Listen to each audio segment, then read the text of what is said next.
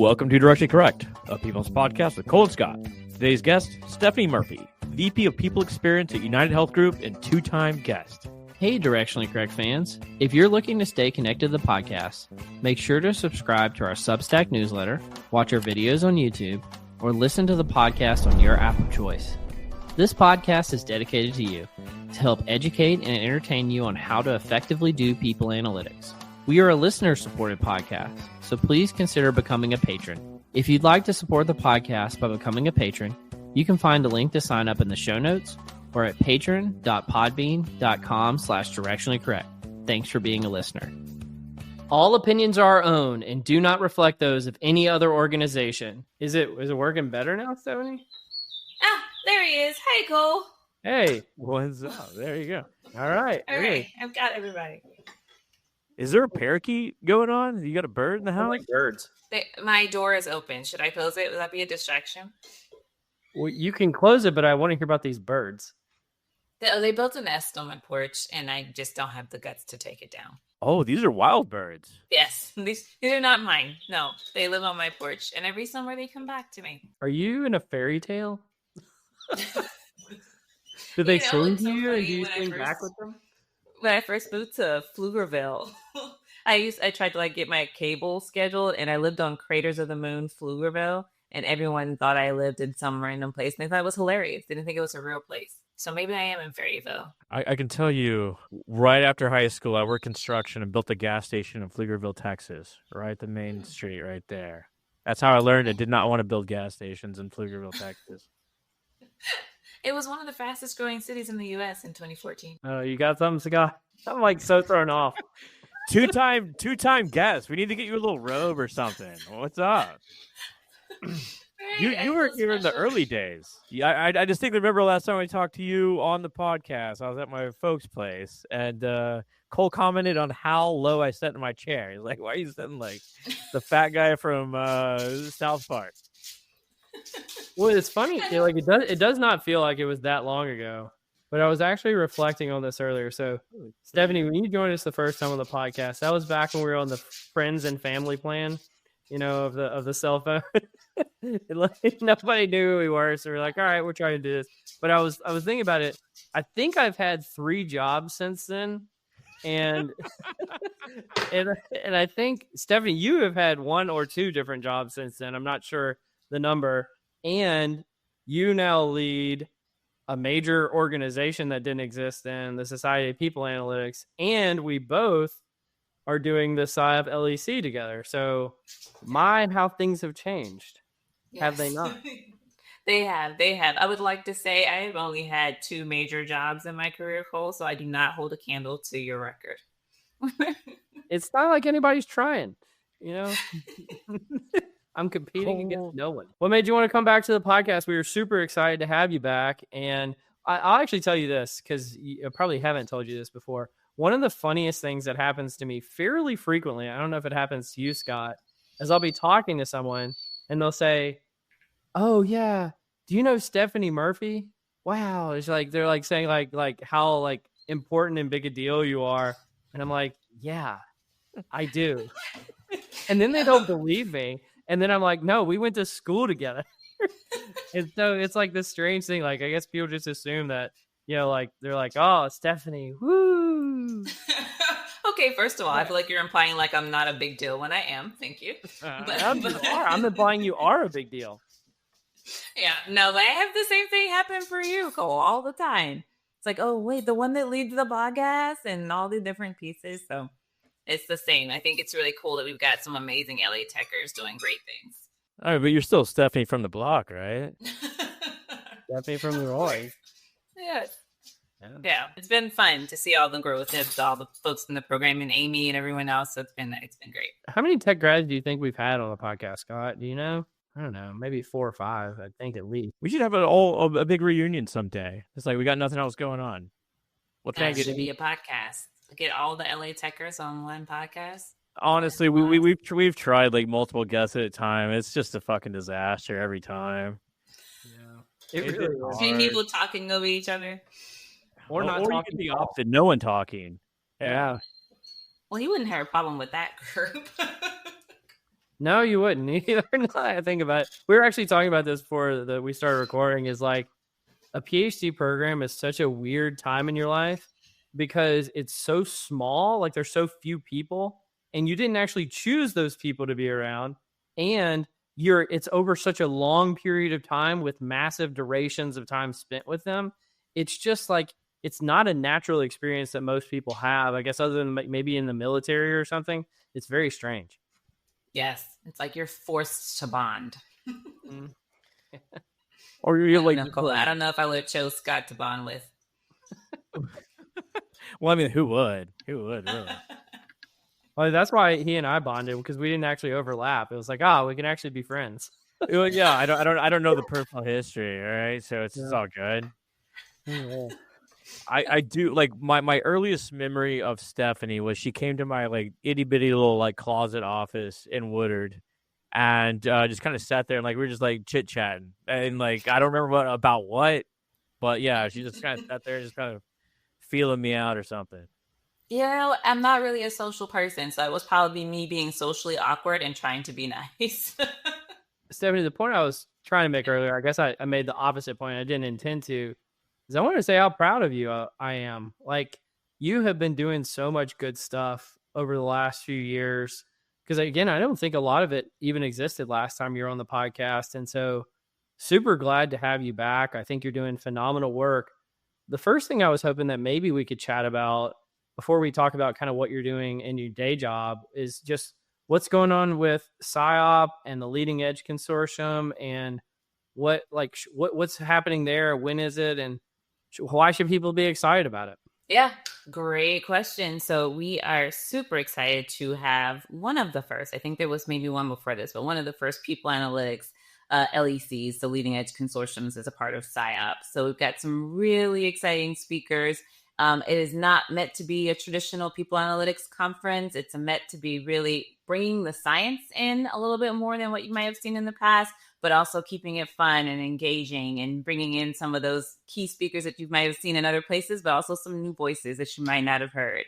So really excited to bring a bunch of amazing speakers together on different topics, from innovation and practice to academia and science to experimental and government, a variety. There's really something for everyone to really be able to hear and learn. And so it's gonna be awesome. Yeah, I noticed that I didn't get an invite, to speak, but so I mean, that's the way it is. There was a strict advice from Cole that we could not invite you, Scott, and I have no idea why. That is not true at all. Oh man, I swear to God, and you can ask Keith McNulty, who's leading the experimental one. I've brought your name up multiple times. Like, we need to be doing more with O&A. I swear. You bringing it up on the podcast is just killing me for some reason. No, Scott, at some point I would love to have a conversation with you on O&A and how much I don't like it. Okay. Well, let me toss out some of the names of people who are involved. So Stephanie and I both got asked by SIOP and the illustrious Alexis Fink to co-chair this conference, which I'm really, really excited about. I want to talk about some of the committee chairs. So for academia, we've got Fred Oswald and Sekou Burmese, both of which are previous guests on the podcast. For industry research, we've got Amit Mohindra and Misha Ann Martin, both of which are excellent in their own rights. For internal practice, we've got Craig Starbuck and Pat Caputo. Experimental and innovation is Keith McNulty and Ali Dmitriev. Government and nonprofits, we've got Kristen Sabo and Gloria Park. And for our pre-conference workshops, we've got Tunji Oki and Katie Jacobson Malekas. And so fantastic crew of people. Again, like Stephanie said, a lot of names you may have not have heard of, but a lot of names you will have heard of. And it's going to be highly scientific, no vendor presentations, extremely fun and engaging. And in my opinion, going to be the best people analytics conference that's ever happened. So I am super excited about it. I see why I wasn't invited now. Yeah, makes sense. Totally. You're invited. You are invited. Everyone is invited. Do you want to talk? I mean, we can try to make it happen. I want to be invited to talk. Then I can just turn it down. Oh, we're going to make it happen. We're going to have a surprise Scott appearance. I just want to make the playoffs, right? As I say. You want to be chosen in PE class? I would never be part of a group that would have me. Absolutely. So it's going to be October 23rd and 24th in Atlanta at the Lowe's Midtown. And by the time this episode goes live, the registration should be open, so you guys should check it out. How did y'all get involved in this? How did this come about? I mean, I can tell you like the real backstory is, so Alexis, she chaired, so SIOP did an LEC, I think 10 or 11 years ago, on talent analytics is what they call it at the time. Yeah. And her goal after that happened, it was a wild success. I was there. Stephanie, were you there when that one happened? I wasn't. It was like one of the best conferences I've ever been to, if not the best. And her goal was to do it every year. And so she worked for years to try to make that happen. And apparently it was supposed to start in 2020. And then obviously we all know what happened then. And so during that period of time, Alexis also ended up getting elected to be president of SIOP, and the pandemic, waited on. And of course, they plan these LECs kind of years in advance. And so they're finally getting around to it. And the hope is that this one is successful enough that they have it as an every year conference as a part of SIOP's LEC series, and maybe its own kind of like standalone thing. So very exciting stuff. No pressure on me and Stephanie at all. None. I mean, that's really cool because like SIOP, obviously it's once a year and it's a little bit hit and miss, right? Like you go to the sessions and sometimes you're sold a bag of goods that isn't really there, right? You got various levels, but like these are like heavy hitters. It's going to be really good. I just thought about it as like, okay, we've all been to a lot of conferences over time. 8 out of 10 presentations could do without. 2 out of 10 are pretty good. Yeah. Like, okay, what do the 2 and 10 have in common? And then can we make those the entirety of the lineup? And that's really been the thought process and the goal behind how we're organizing this conference. And the other thing I would say is we have intentionally made it so that there are 50% IO psychologists, 50% non-IO psychologists. Mm-hmm. Make sure, because like one of the criticisms that SIOP gets is it's a very insular community. It's only open to IO psychologists. Nobody else is allowed. We have been very, very forward thinking to make sure that this is everybody in the whole people analytics community is welcome to come to this conference, and that it will be relevant to them and that they will learn something. So I think it's going to be very exciting. I haven't received an invite to the conference either, so just saying. Well, they haven't gone out yet. So okay. I thought I was being shafted again. No. Second time. Okay. Not yet.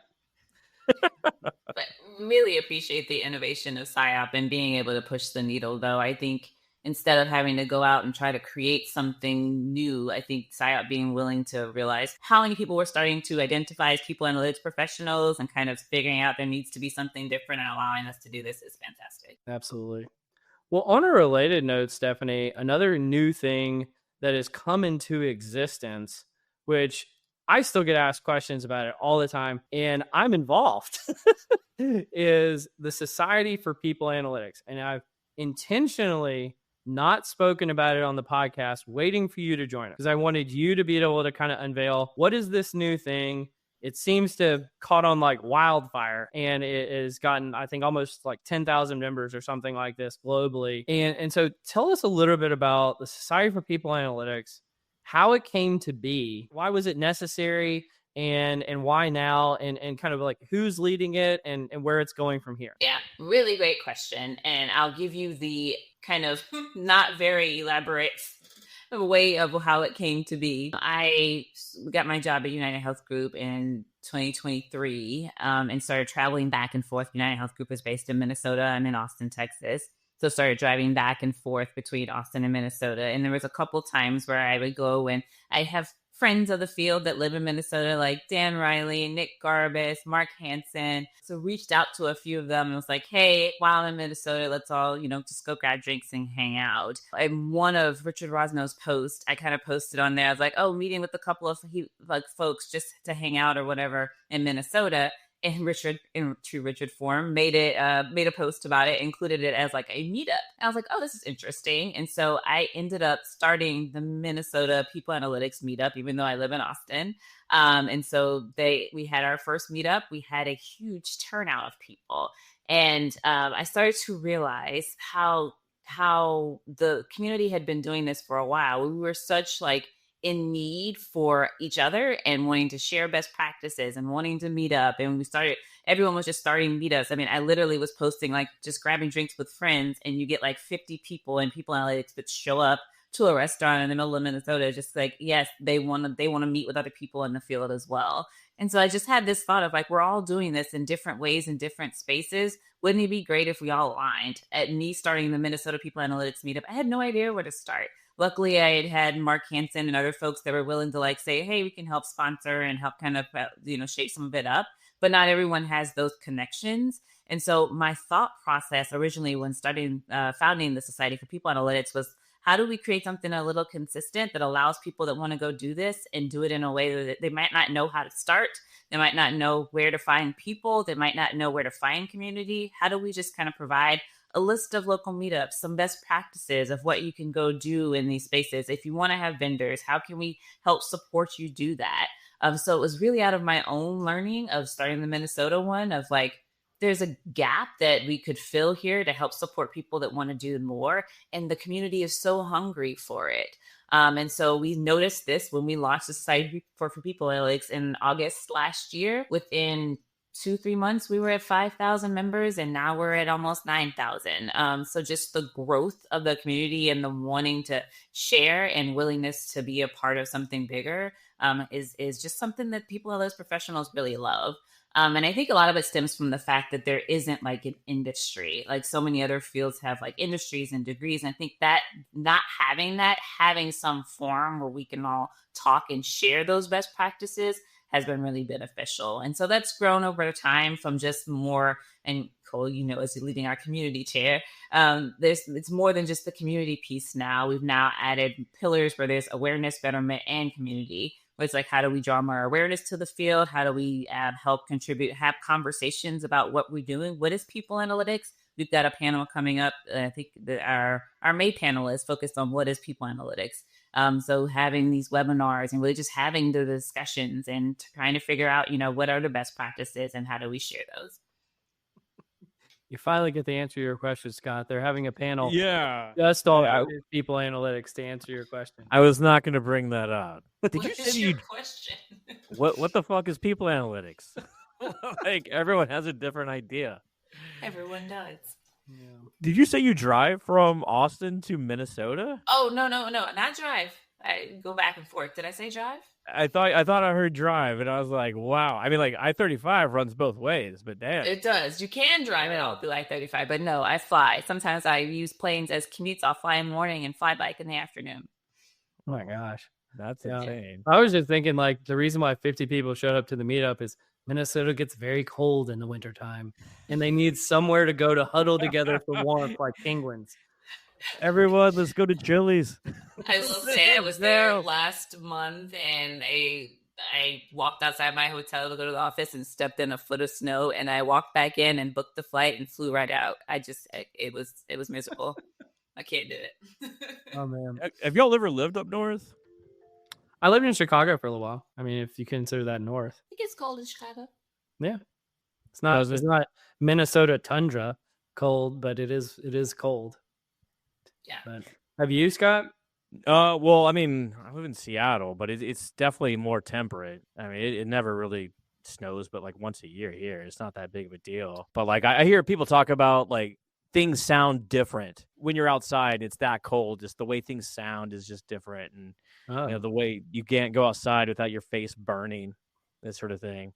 It doesn't sound desirable. I don't know if I want to find out how things sound. I thought you lived in Minneapolis. No, I lived in Chicago for a little bit, and then you talk to people in Minnesota, and it's like, oh yeah, it's got 30 below today, and I'm like, goodness gracious. In Chicago, it's just windy and there's a lot of snow, but it doesn't ever get really that cold. I think this is where like it's like a common trope or something like that. But the guy in the basement with the trains, like, how do you develop a hobby like that? It's because like you got nothing but time on your hand, and I think Stephanie, you're helping these folks out. Now they can go to Applebee's and talk about people analytics instead. They have a good time. They enjoy it. They have snow sports and all those other things. Now, granted, when it was like -13 earlier this year, everyone pretty much stayed inside. I'm trying my best not to do a Minnesota accent. I want to do it so bad. I'm just going to leave that one there. A little Fargo. Fargo. Fargo. Oh, man. Well, I mean, the same's true in Texas as well. Like in Austin, they'll get up to like 115 every so often. Like you just stay inside, you know. You know, they say it's like dry heat though. Yeah, You know? shit. Yeah, right. I love the heat. I love Texas heat. Yeah. Well, Stephanie, I also wanted to ask you about your new role, and I want to talk about this delicately, obviously, because you know your organization went through kind of a very traumatic thing that happened recently. I don't even know if I want to mention what it was, but everybody who's watched the news probably knows what happened with your CEO and everything. As a person who's in the experience space, how did you navigate that as a professional, and you know what kind of role has crisis management played at the firm over the last few months, and if you're okay talking about it? Yeah. So I'll answer your first question on my new role. And so this probably, Scott, it actually ties to your question on what is people analytics. I don't know if my role technically by definition would be considered people analytics. So just depends on what your definition is. I consider it people analytics, but I lead people listening and experience. So that's everything from our employee engagement surveys, all of our pulsing surveys that we do. We do a lot of focus groups and listening sessions, and we do a lot of like passive listening. And so we combine all of those different insights and provide reports out to our senior leaders on all of the different, using all of our different listening mechanisms. I'll allow it. Okay, thanks. I appreciate it because it's a little thin line there, right? Technically, we merge those insights into a report, which is the analytics part. It's how I get away with it. Can I tell you something funny there, Stephanie? Yeah. Because I literally wrote a book titled People Analytics, and the definition I use for people analytics in the book is I said, it's whatever people who do people analytics say people analytics is. Oh, Lord. That's such a cop-out answer, but that's an accurate definition right now, I feel. I feel it is. I the way that I usually say is anybody that uses data to drive people decisions. I think that's fair. That's fair. Because you could argue on this podcast, Scott, if you went with like some really hardcore definition, only one of the three people that are on right now do people analytics anymore. Yet I wrote a book on people analytics, and Stephanie leads or is the executive director of the Society of People Analytics. Yet neither of us technically do people analytics. And that's a really strange thing unless you take my definition, which is the best.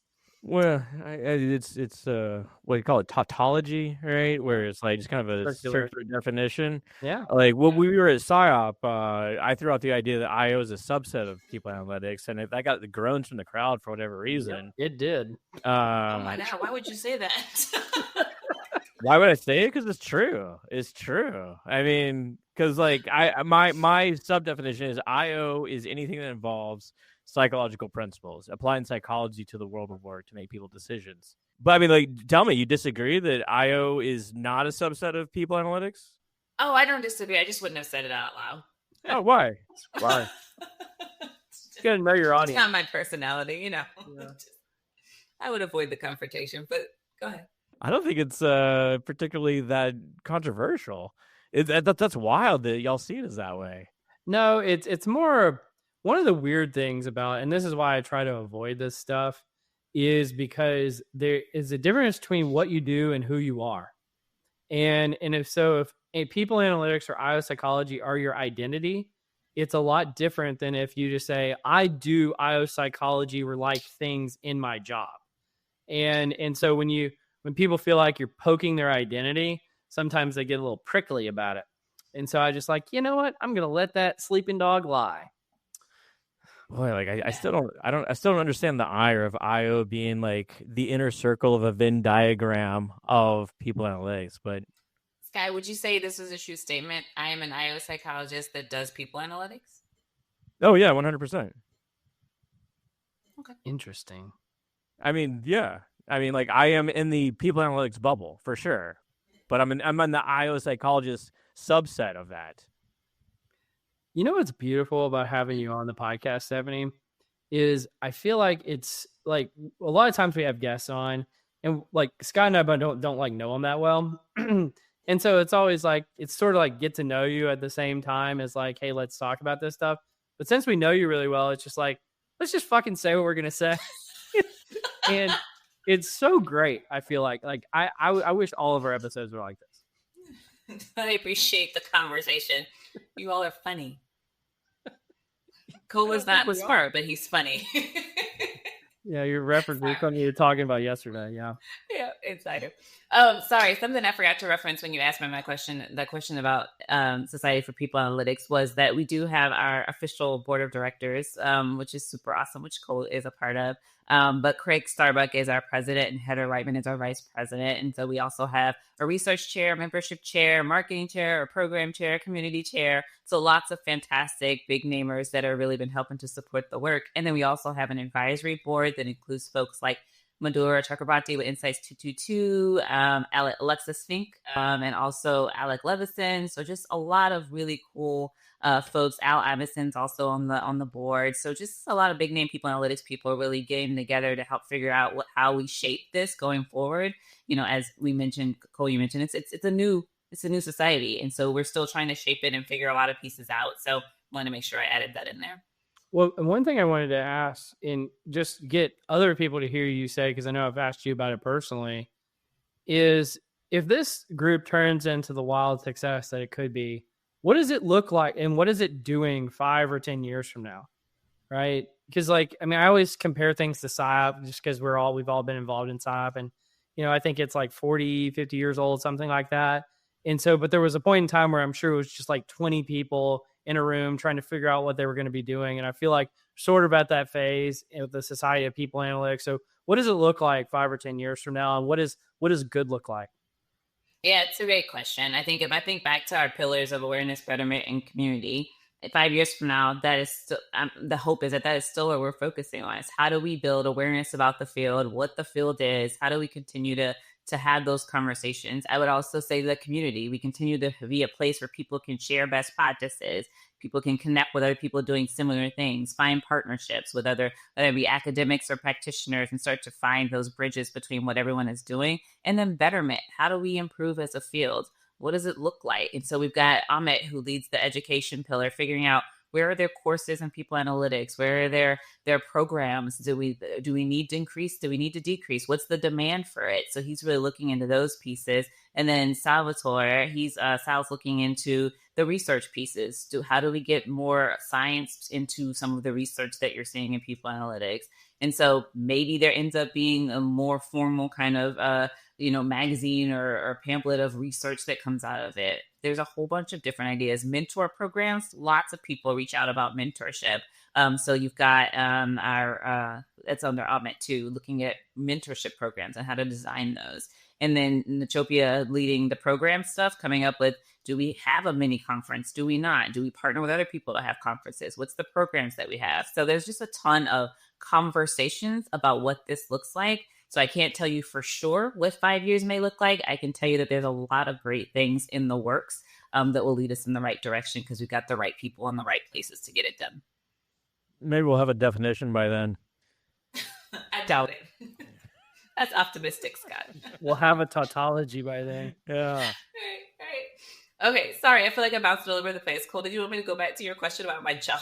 Yeah, I did actually. I was like, well, we actually got derailed by what is people analytics. So tell us about UHG and what's going on there and why you're actually doing people analytics, not something else. Yeah, for sure. So the role is the listening piece, but also the experience side. So the cool part that I like, and in my previous job at Dell, mainly focused on listening, some assessments and research and analytics too, but mostly listening. And so in my job at UHG, I'm able to take all the listening themes that we find, and then on the experience side, figure out how do we actually go translate that into action. It's always a frustration in the listening space that you don't see the actions happening, you're just listening. And so I get the cool benefit of having the experience side too, which includes content writers, UX design, service design, feedback, UX research, all these different pieces to then go drive the change that we're hearing from our people. So if you hear like one of the common ones everyone hears all the time is like career development is a top thing that pops up in surveys. Instead of just saying that's the theme we hear over and over again, on my side of my experience side of my team, I can say, okay, career development, let's go figure out how we solve for that. Let's go figure out what's broken. Where does the friction lie? How do we really drive the change? So it's super cool role. UHG is massive. For most people don't know, it is not just the insurance side with UnitedHealth Group. We also have the Optum side, which is our healthcare kind of facility. We also have pharmacists, we have clinics all over the world. And so you've got a whole bunch of just like every industry in our 400,000 team members probably exists. We have a IT, we have consultants, we have finance, we have doctors, we have nurses, we have corporate. You just have literally every single industry in one company, which makes it super fascinating. But also the need to, when you're trying to listen, you have to have a bunch of different channels because you have to be able to reach so many different people. And so to your question on the crisis that we had in December, one of the things that I appreciated that my team had in place where we already started building those channels. We already were listening in many different ways. We didn't have to go launch a survey to figure out how our team members were doing. We already had the tools in place to really manage that. And so on a weekly basis, we were able to say, here's what's happening. Here's how our team members are feeling. Here's the grief that's happening. Here's how we can support. Here's what they're asking for. We already had such good mechanisms in place by the time the incident happened that we didn't have to go create anything net new. We could use the tools we already had to really keep a pulse on how our people were doing. And then how do we act on it?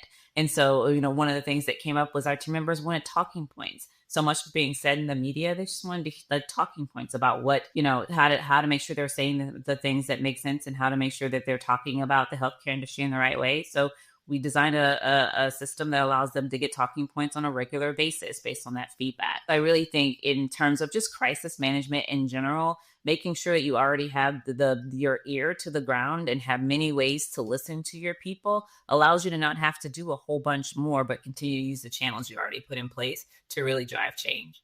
That's fascinating. Let me ask you this, and this may seem out of left field, but we've had a few people on the podcast before that have talked about doing employee listening. Why is it not creepy to listen to people? Like, I guess the question I've always had, like, the name itself has always been like, this is weird. Like, why, like, I know some people call it voice. Some people just call it like survey research or stuff like that. But it seems like as the methods that are utilized get more and more kind of like invasive or like embedded into the way that people do work rather than them opting in to sharing their own responses. Why is it not creepy that we do this? I think it's only creepy if you don't do anything about it. I don't think people mind as much if you're listening to them and you're changing and you're trying to make life better for them because you're listening. I think if you're listening, you're not doing anything, that's when it gets creepy. But from what I know, just being in the field of listening for way too long, I find that people don't mind you asking a whole bunch. Like there's survey fatigue thing I find to be bogus. You can ask 1,000 surveys if you wanted to, as long as you do something about it. People will keep talking to you. If people find that you're listening to them or you're reading, like, I don't know, their posts on the internal platforms or whatever, and that you're doing something about it, it feels less creepy than if they just find out that you're just listening just to listen. Scott, you want to do some confusion matrix? Let's do some confusion matrix. The confusion matrix. Stephanie, the choice is simple. We're going to do pick a number, 1 through 3. 1, 2, or 3. Pick a number. 2. 2. Oh, okay. Who is your glow up of the year? Who's had the biggest glow up over 2025? Can we define what a glow up is? Yeah, come on, y'all gotta like channel your inner Gen Z, Gen Alpha. Well, and it's only May. Oh, okay. Well, we can move on to the nerdery. Well, I mean, I would say. I actually don't know. I would say probably my child who grew like 5 inches in the last year. My God. I mean, that's pretty strong. Yeah. Mm-hmm. He's like size 14 shoe. He's massive. Got facial hair now. Glow up is like facial hair. He's got little girls coming around. He's got girls coming around. It's like a macho thing. Muscles are starting to form in his arms. That's glow up, right? How do you handle that as a mom? Like going from like your little baby like in the house to... Oh, he's absolutely still my little baby. I don't understand that question. Do you like protect him from like the little girls coming around?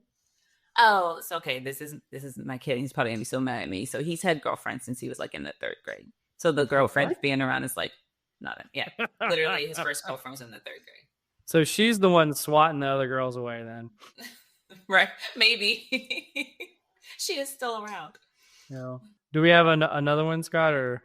I mean, you can pick another number. I don't know. Like I would say that Stephanie is probably my biggest glow up of 2025, even though she says it's only May and we haven't had enough time to really do this. Like you're really coming up in the people analytics community. See you coming up on LinkedIn. She is the people analytics community. You could argue. What?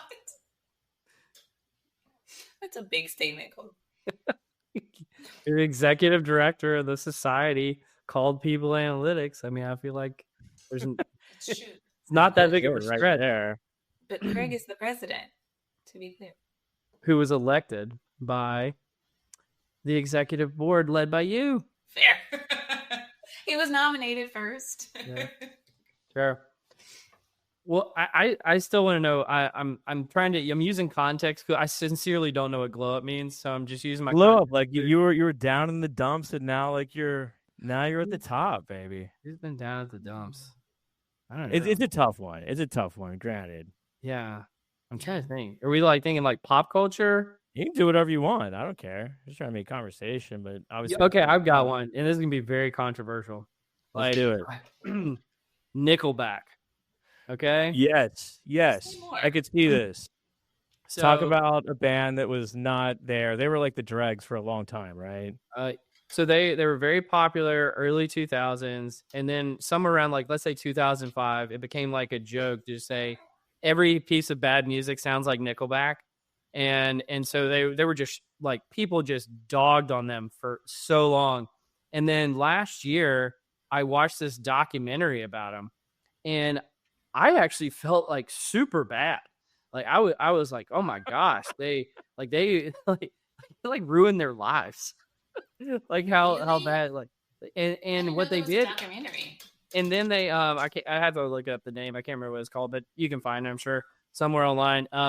And then I watched it, and they just kept making music, and it was almost like this like triumph story of like now they have like their true fans, or like the true believers are still making new music. And I was like, good for them, like after being a punchline for literally almost 20 years, they're like out there living their best life finally. And for the thing is people who used to like talk bad about them are now like being like, you know what, Nickelback, they're actually a good band. And I was like, all right, good for you, Nickelback.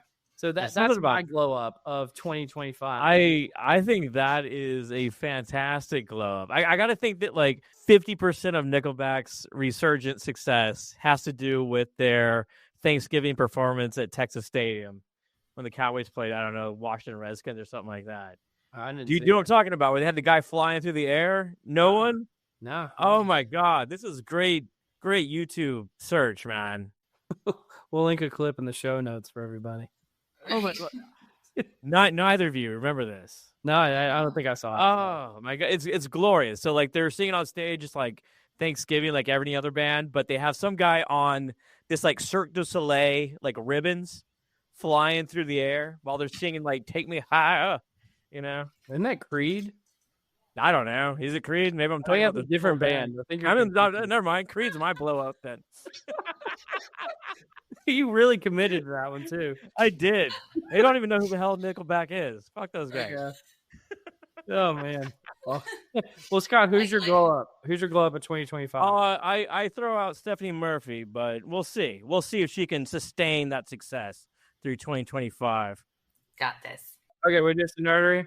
The nerdery. Yeah, where you want to go? You want to do the Tale of Two Job Searches, if you don't mind, Scott? This is from Caitlin Porter, Kristen Colin Lester, great friends of the pod. But they essentially did a meta-analysis of, reviewing how different job seekers use their networks to get new jobs. And what they found is that high-status job seekers use their network contacts to find quality employment, while low-status job seekers use their networks just to find employment, but not necessarily quality employment.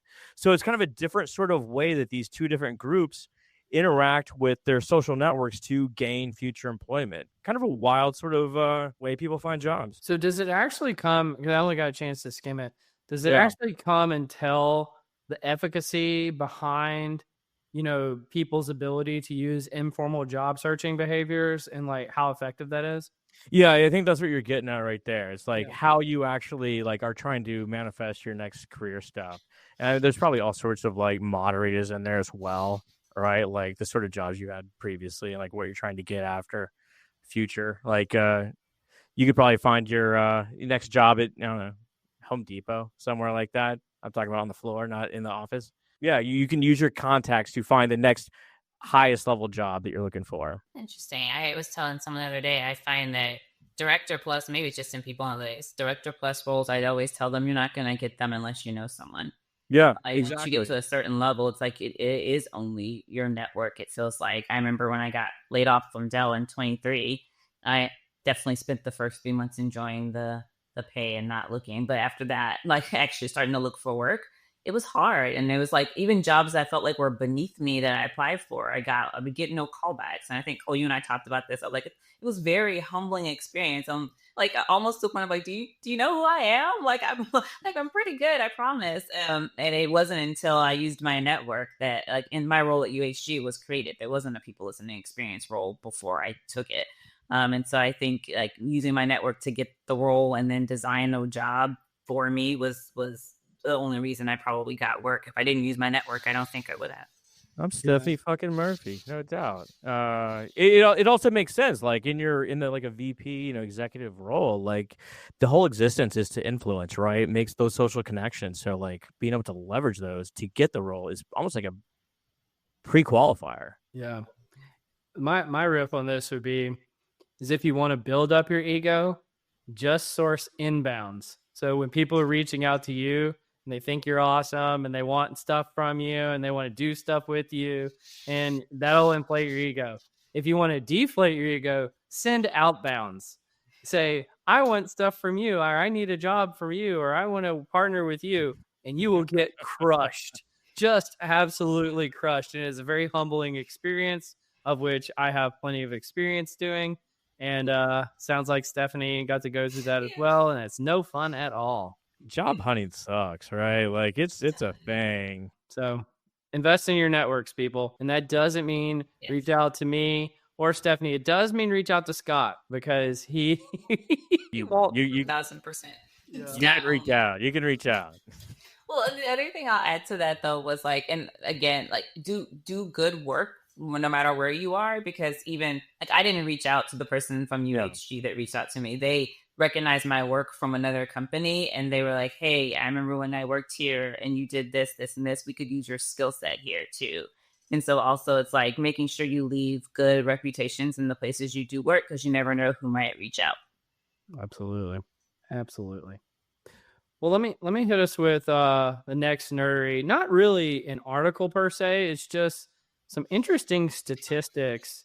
So I wanted to say thank you to Dirk Jonker and the Cruncher team, because they published some research that just shows people analytics team sizes by the size of the organization. I'd never seen anything published along these lines, so I thought it was fascinating. And so if you just look at, let's say, I'd say the sweet spot for companies that pretty much should for sure have a pretty developed people analytics team. If you have 20,000 employees and you don't have a developed people analytics team in 2025, you're behind, right? So if you just focus on them, only 30% of companies in the US with more than 20,000 employees have 10 plus people on their people analytics team.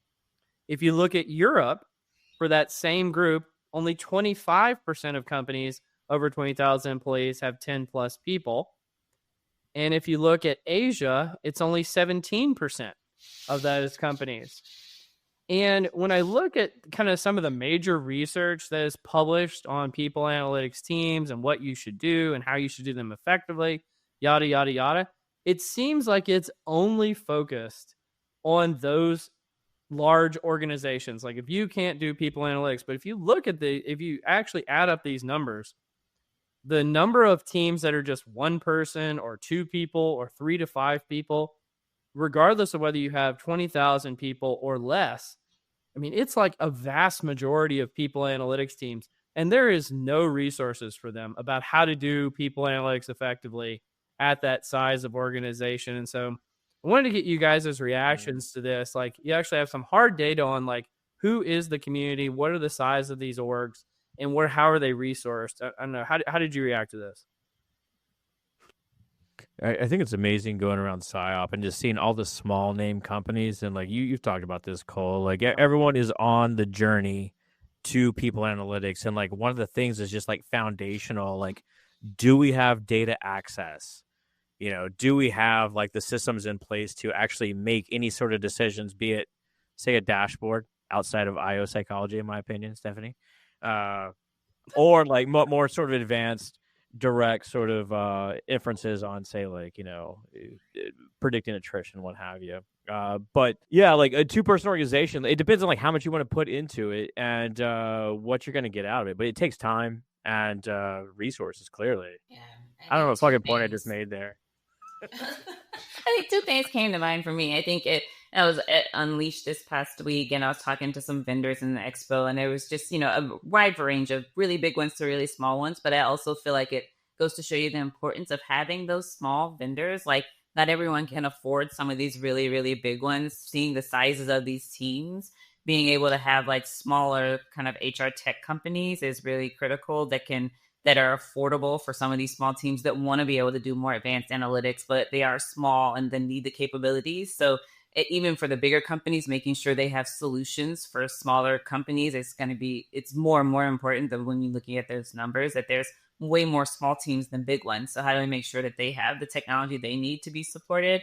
And the other thing that comes to mind is probably the sense of why we have such a need for community in this space. If you're a one-person team, you need other people to be able to help and give feedback and best practices, because you're doing it on your own. I don't know how many times I've been in conversations with folks like, hey, just starting up this people analytics team from scratch on my own. Just do you have any, like, where do I even start? And so I think it just goes to show the need for community too. I love what you just said there, because like these tech companies do fill a void, right? That they fill a gap that, like, if you just have a couple of people, you cannot possibly do this sort of stuff. And I think Cole's on this tip as well. Yeah. Well, I think about it in terms of, you know, we always focus on, you know, what are the biggest companies doing, or what's the most sophisticated thing that you can do. And I think there's a room for like what I might call like a best of the rest type of award that's missing, right? Like, who's really punching above their weight? How are you doing more with less? How are you still innovating with a lack of resources, or you've cobbled together just a little bit of technology and a little bit of this and a little bit of that and some chewing gum and some duct tape, and you made it happen. And I think if we invested in terms of having conversations about those organizations, it could go a long way. And so I don't know, that's something I've been thinking about, and I'm glad we got to talk about it. Honestly, that's probably where the fun stuff really happens, where you have all the latitude in the world, because like you have limited resources and you got to be creative, as opposed to like, well, we'll hire 40 more people and like churn them out to increase our Cronbach alpha by 0.003, or whatever it is. It gets to that point of diminishing returns. Oh yeah, just like small incremental advancements. Well, Scott, do you want to talk about some psychotic-like experiences?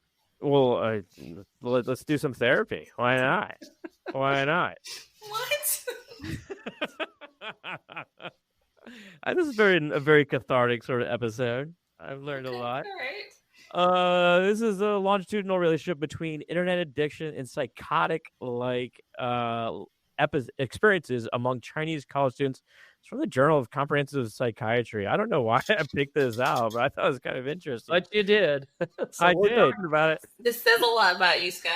Does it? That's fantastic. So overall, like, internet addiction predicted psychotic life experiences a year later, particularly unusual thoughts and negative psychotic life experiences. So essentially they say that internet addiction may be an independent risk factor for certain types of psychotic-like experiences. Overall, there's like an epidemic of like social media abuse, right? And like you just see people like plugged in their phone.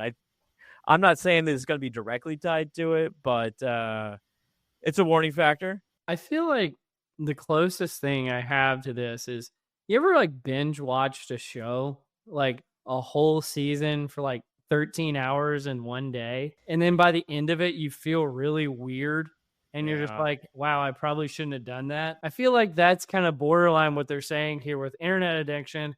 And if you just imagine doing that day after day after day with just internet, and eventually, yeah, you're probably gonna like break a little bit, I would imagine. Well, you come out like a TikTok rabbit hole, like you've been going for like 3 straight hours, kind of get that same sort of thing. I can see that. I binge watched all of the Breaking Bad seasons during my internship at Dell. I somehow still got the job, but it did leave you feeling a little weird. Especially that type of show, like just been watching it constantly, like with their like, boiling bodies in acid and stuff, like, and then going to work the next day. I feel like I was a little bit in a twilight zone. The end of season 1. Yeah, that last episode of season 1 is like, all right, here we go. No spoilers for a show that's 25, 15 years old, whatever it is. Right, no spoilers, but there could be a correlation there somewhere. But there's probably a reciprocal relationship too. Like the people that are addicted to the internet may be just more prone to psychotic like experiences too. So you think there's some like reverse causality there? Yeah, and actually, like the betas on this is relatively weak. But I mean, like it's small effect here. A year later, just enough to get published, I expect. But yeah, I guess you would need like some kind of base rate of how many psychotic-like experiences you would expect in like the normal population, and then compare, internet addicted people against the base rate. And is it just like overrepresented in people who were already going to have psychotic experiences? I don't know. Yeah, there's other issues to play. Like a pre-post, like give them some type of assessment in the beginning, and then over time as they go through their lives, like maybe like a year later, give them another one and see like if it's shifted or changed. In fairness, that's exactly what they did. It's over a year-long study, but it wasn't a differences the way you're describing. Just like a straight beta. So I guess just regression coefficient. Well, Stephanie, it's been fantastic having you back on for the second time. Any feedback for us?